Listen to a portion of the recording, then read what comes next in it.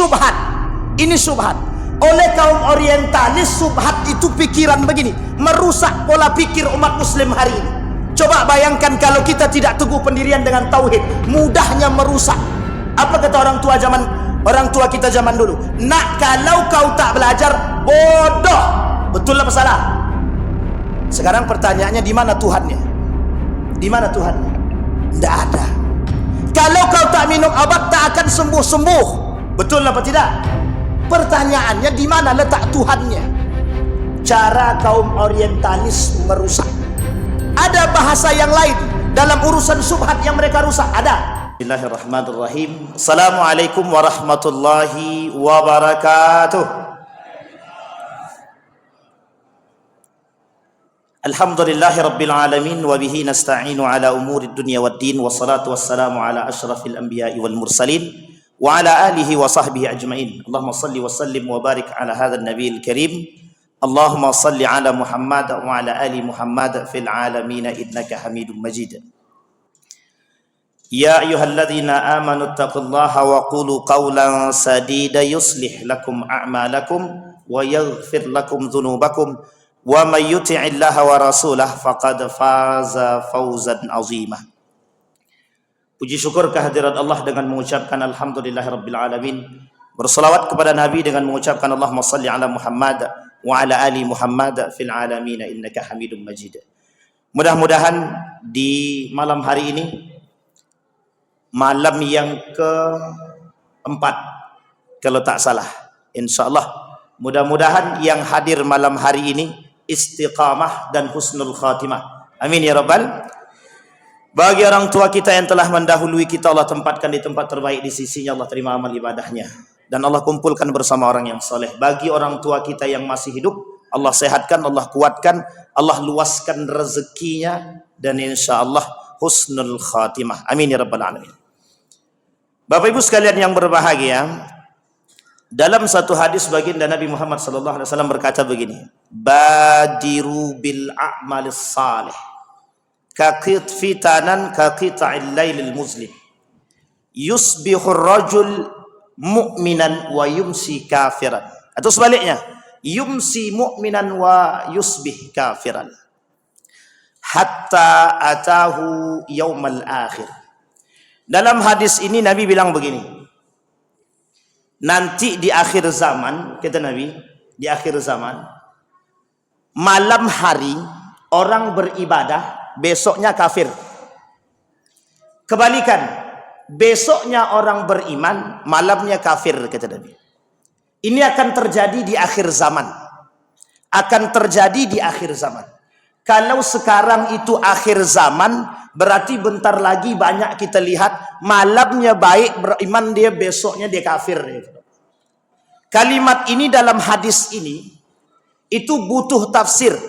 Ulama hadis mentafsirkan, yang dimaksud adalah bercampurnya orang-orang yang beriman dengan orang yang pelaku kekufuran. Sehingga kalimat fitanun atau fitnah dalam hadis ini maknanya cuma dua. Satu maknanya syubhat, yang kedua maknanya syahwat. Apa Bapak Ibu artinya? Arti fitnah dalam hadis ini apa? Satu artinya syubhat, yang kedua artinya syahwat. Saya tak mau panjang lebar tentang hadis ini. Kata Allah dalam Al-Quran, wasari'u ila maghfiratin min rabbikum, bersegeralah mengharapkan ampunan Allah. Dalam hadis Nabi yang lain, Nabi kata begini, innallaha, ini hadisnya qudsi, qala Nabi sallallahu alaihi wasallam wa qala Allah taala, innallaha azza wa jalla yabsutu yadayhi bin nahari liyatuba musi'al lail wa bil laili liyatuba musi'ad nahar. Kata Nabi dalam hadisnya, Allah berkata, Allah membuka tangannya bagi para hamba yang kalau mereka bertaubat di malam hari, Allah ampunkan dosa mereka yang di siang hari. Kalau mereka bertaubat di siang hari, Allah ampunkan dosa mereka yang di malam hari. Nah, dari dua ayat dan satu hadis ini, saya ingin ambil satu pernyataan dari Imam Al-Ghazali dalam kitabnya Asnaful Maghrurin. Manusia-manusia yang tertipu. Tertipunya manusia di muka bumi ini dengan dua hal. Satu, karena pengaruh syubhat. Yang kedua, pengaruh syahwat. Syahwat ini dipengaruhi oleh hawa nafsu. Innan nafsa la ammaratum bisu. Kenapa Nabi memerintahkan kita bersegera melakukan kebaikan? Karena dua hal. Satu, kalau tidak melakukan cepat-cepat kebaikan, dia terjerumus dalam urusan syubhat. Yang kedua, kalau tidak cepat-cepat melakukan kebaikan, dia terjerumus dalam perbuatan syahwat. Cuman dua itu, iya. Karena manusia dalam diri cuman ada dua. Dua pilihan dalam diri manusia, tidak ada lebihnya. Satu, kalau tidak baik, pasti dia buruk. Kalau dia tak baik, pasti buruk. Sekarang, tadi disampaikan oleh adik kita tadi, tentang perkembangan teknologi. Bapak Ibu sekalian yang berbahagia, 80.000 pemain judi online itu rata-rata di bawah umur. Data tahun 2023. 80.000 pemain judi online di bawah umur. Pertanyaannya, yang di atas umur berapa persen? Itu pertanyaan kita. Yang kedua, Indonesia darurat. Setidaknya ada 4 perkara darurat. Satu, Riau terkhusus. Yang kedua, narkoba, Riau terkhusus. Yang ketiga, perzinahan, Riau bagian. Yang keempat, apa yang keempat? Tidak punya akhlak. Apa maksudnya tidak punya akhlak itu? Rendahnya tingkat etika anak-anak muda sekarang terhadap orang-orang dewasa, baik gurunya, baik orang tuanya atau siapapun. Artinya 4 darurat ini sedang mengintai. Mengintai siapa? Kita semua. Baik anak muda maupun orang tua. Melalui jalur teknologi. Jadi teknologi ini, Bapak Ibu boleh lakukan ujian, penelitian kepada anak-anak. Lebih banyak mana? Manfaatnya atau mudaratnya? Itu tergantung. Maka kata Nabi, kelak di akhir zaman syubhat itu lebih banyak. Jadi manusia yang hadir malam hari ini kita tidak tahu. Malam ini dia beriman, besok bisa jadi kufur. Kufur itu bukan berarti kafir. Kafir dalam bahasa Nabi, orang yang meninggalkan sholat kafir dia. Kafir di sini artinya kufur. Tahu Bapak Ibu kufur di situ? Arti kufur ini tidak ada gunanya dia beribadah apapun karena tidak ada nilai sama sekali. Contoh malam hari ini. Puasa Bapak Ibu, tarawih Bapak Ibu, salat Isya Bapak Ibu. Tapi besok pagi tidak salat, ketinggalan satu salat wajib atau ditinggalkan. Ada 3 pemahaman. Satu, meninggalkan dengan sengaja, yang kedua melalaikan, yang ketiga mengingkari. Saya kira kalau mengingkari tak banyak, tapi yang paling banyak mesti melalaikan. Kata Ibnu Katsir, orang yang melalaikan sholat wajib, nerakanya sakar. Kata para ulama, orang yang sengaja meninggalkan sholat, nerakanya jahanam. Orang kafir dengan orang munafik, sama-sama nerakanya jahanam. Jadi derajat kufurnya apa? Derajat kufurnya, siapapun yang beribadah, kalau dia dapat peringkat kufur, semua amal ibadahnya tidak ada berarti sama sekali bagi Allah. Zakat, puasa, sedekah tidak ada gunanya kalau dia tidak sholat. Kata Allah, habitat a'maluhum, habis. Nah, kelak di akhir zaman yang banyak itu. Yang banyak orang meninggalkan kewajiban. Orang melawan kewajiban. Orang mengingkar kewajiban. Itu yang pertama. Yang kedua, orang menolak sunnah, orang mengingkari sunnah, orang tak mau menjalankan sunnah. Itu yang kedua. Maka kata Nabi, badiru bil amal saleh. Cepat-cepat kalian buat perkara-perkara yang baik. Tujuannya cuma satu. Berpegang teguh dengan nilai-nilai agama. Syubhat itu urusan rusak fikiran. Syahwat itu urusan hawa nafsu. Rakus itu penyakit hawa nafsu. Syahwat itu penyakit hawa nafsu. Sementara syubhat itu penyakit pola pikir. Orang yang, mohon maaf, mereka bilang Al-Quran kata nikah beda agama haram. Ada orang kata nikah beda agama tidak haram. Ada orang kata persoalan menyembuhkan penyakit itu urusan Allah. Tapi datang manusia hari ini yang menyembuhkan orang sakit adalah obat. Sekarang saya tanya, mana yang betul? Yang menyembuhkan orang sakit ini Allah atau obat? Berarti tidak usah minum obat. Kan begitu? Yang mencerdaskan anak-anak kita nih Allah atau belajar? Belajar atau Allah? Yakin.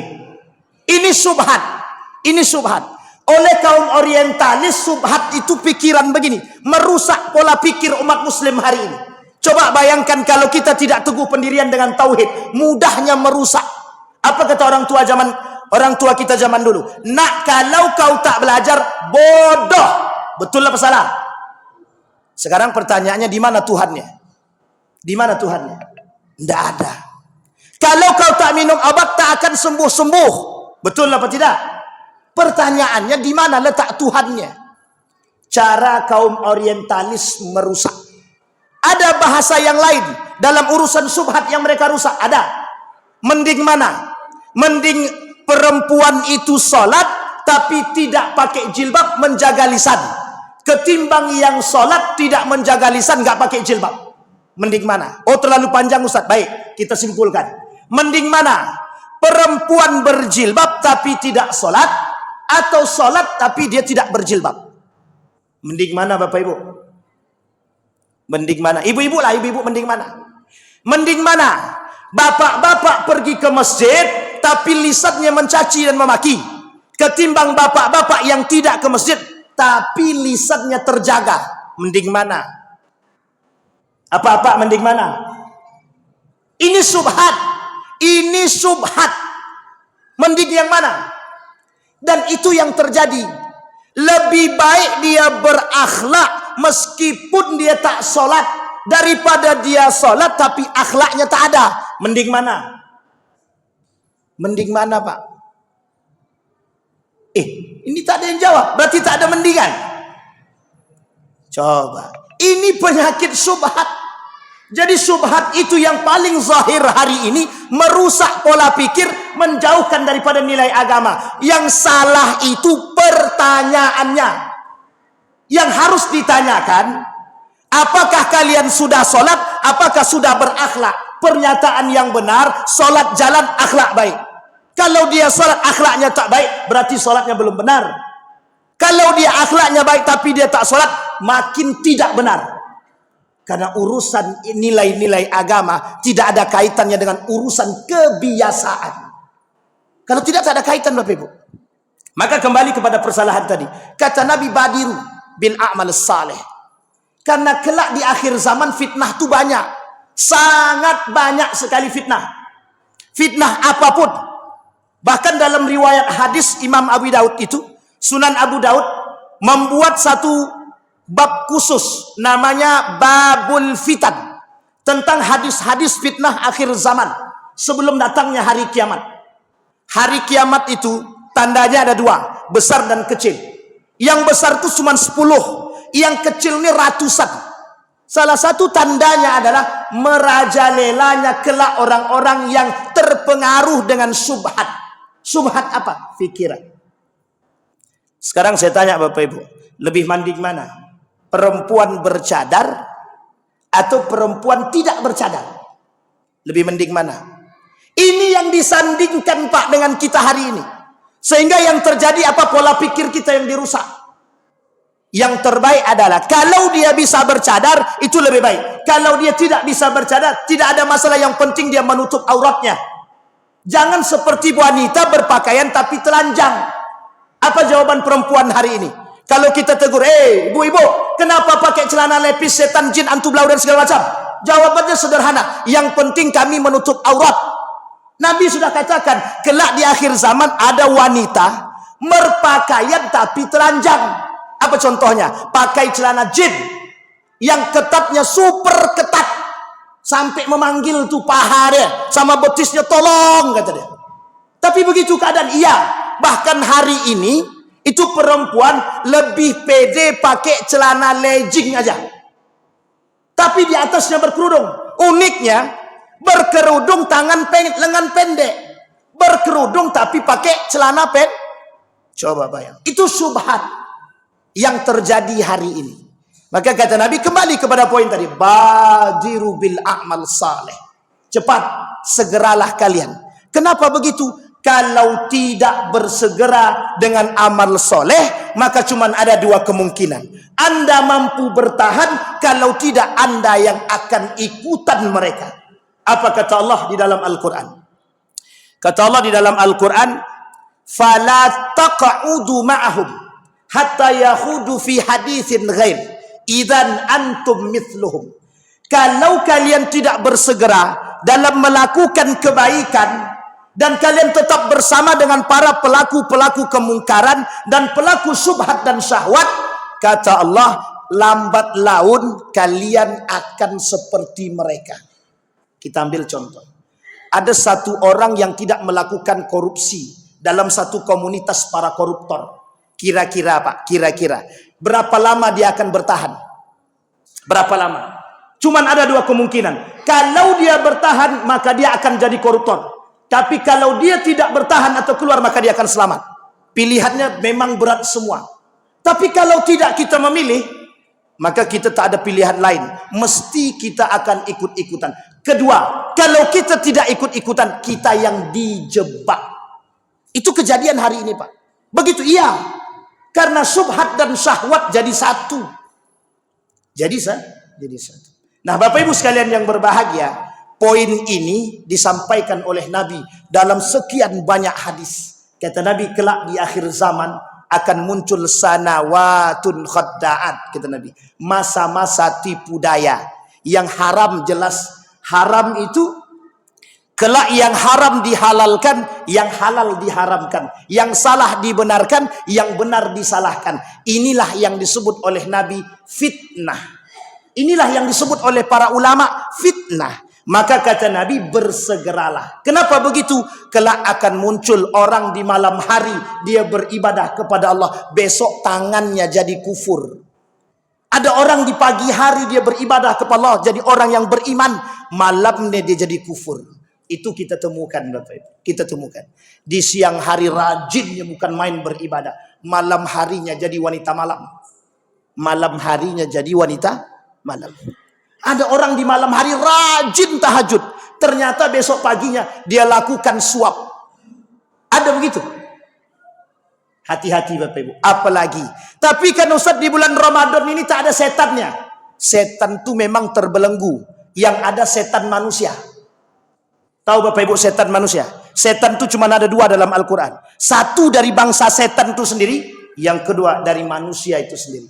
Jadi setan itu ada dua. Satu setan dari bangsa jin, yang kedua setan dari diri manusia itu sendiri. Siapa mereka? Yang mempertuhankan hawa nafsu yang tadi kita sampaikan. Apa itu? Yang disebut dengan syahwat dan syubhat. Saya kira itu saja, mudah-mudahan bermanfaat bagi kita semua. Mudah-mudahan bisa menjadi penuntun kita untuk menjadi yang lebih baik. InsyaAllah kita yang hadir malam hari ini husnul khatimah. Amin ya rabbal alamin. Fa'tabiru ya ulil absar la'allakum tuflihun. Assalamualaikum warahmatullahi wabarakatuh.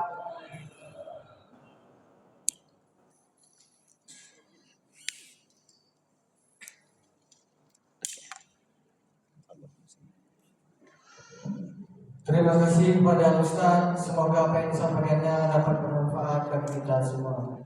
Acara selanjutnya hati-hati yang akan dibimbing oleh Bapak Yefrizal SE MSG.